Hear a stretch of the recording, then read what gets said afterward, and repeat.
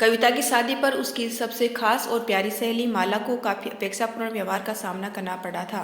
उसके गहरे रंग को लेकर कविता के सभी ससुराल वालों ने उस पर खूब फप्तियां कसी थी।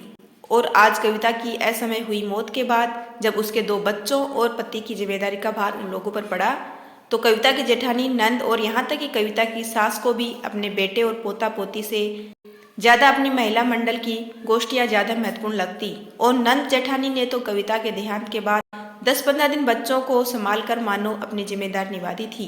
ऐसे में एक दिन कविता की सास को उनकी पड़ोसन ने नवीन की दूसरी शादी करवाने की सलाह दी और साथ ही यह भी समझाना नहीं भूली कि कोई ऐसी लड़की लाना जो जरा दबकर रहने वाली हो, ना कि कोई हूर पड़ी ले आओ जो दिन भर लाली पाउडर लगाती रहे और बच्चों और पति पर कोई ध्यान ही न दे। कविता की नंद रश्मि ये सुनकर बोली, मम्मी आपको याद है कविता भाभी की वो खास सहेली माला जो दिखने में मामूली सूरत की है और रंग भी तो कितना दबा हुआ है उसका। मम्मी सुना है उसकी अभी तक शादी नहीं हुई है, ना हो तो उसके घर वालों से बात करके देखो ना।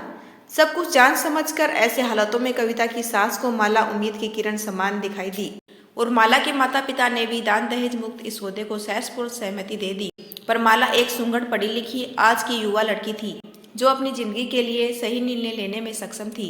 पर मम्मी कविता की शादी में उन लोगों का व्यवहार मेरे प्रति हीनता से भरा हुआ था। जयमाला, जूता चुराई, फेरे और यहाँ तक कि विदाई के वक्त भी वे लोग टीका टिप्पणी से बाज नहीं आ रहे थे।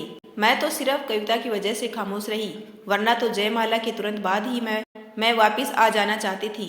थोता चना बाजे घना मम्मी, वे लोग सिर्फ दिखावा कर रहे हैं कि आज उन्हें अपने घर के लिए बहू चाहिए। नहीं मम्मी, उन लोगों को बच्चे संभालने वाली आया की जरूरत है, तो वे इतना गिर चुके हैं कि जिसका मजाक उड़ाते नहीं थक रहे थे उसी के घर आकर उसी के माता पिता से उसका हाथ मांग रहे हैं। क्या अब मेरा गहरा रंग उनकी आंखों में नहीं खटक रहा?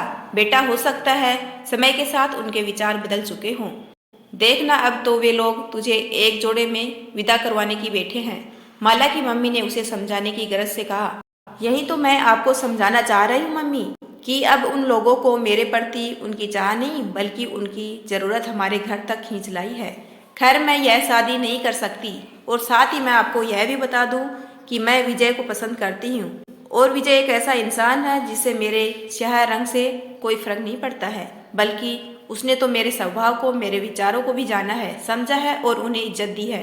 और आज विजय के साथ ने ही मुझसे यह आत्मविश्वास जगाया है कि मैं दृढ़ता के साथ इस सौदे को नकार सकूं। और माला का यही वो निर्णय था जो माला को उससे उज्जवल भविष्य की राह दिखा रहा था। यदि आपको मेरा छोटा सा प्रयास अच्छा लगा हो तो चैनल को लाइक, शेयर एंड सब्सक्राइब कीजिए। आपका अपना कीमती समय देने के लिए दिल से धन्यवाद।